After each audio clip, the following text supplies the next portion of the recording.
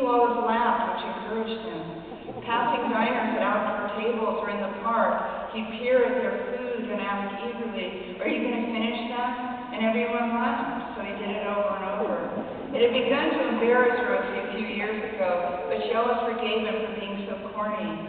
"Don't pet the sweaty stuff," he'd tell her friends when they seemed upset. The line he'd gotten from one of the many doctors he and Elizabeth now needed to tend to their deteriorating body parts.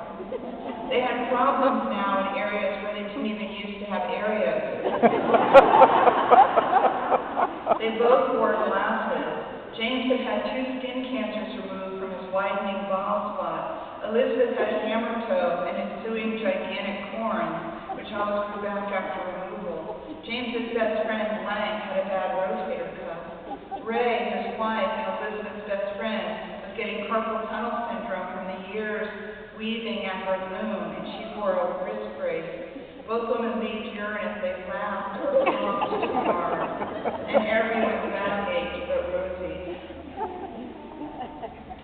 Lang, James's best friend, who taught high school in Petaluma, had responded to Elizabeth's increasing misery about Rosie by inventing a church just for her. It was called Seeing the Light Ministries.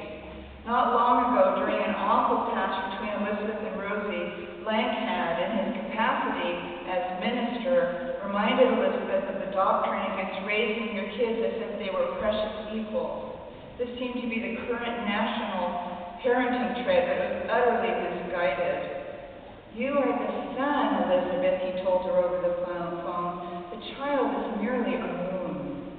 She has no light of her own, no income, no car. She's a satellite. Her judgment is frequently poor, and she can be mean. She is like South Africa before the revolution. Thy best, Elizabeth, thy best." Okay, now I'm going to skip ahead to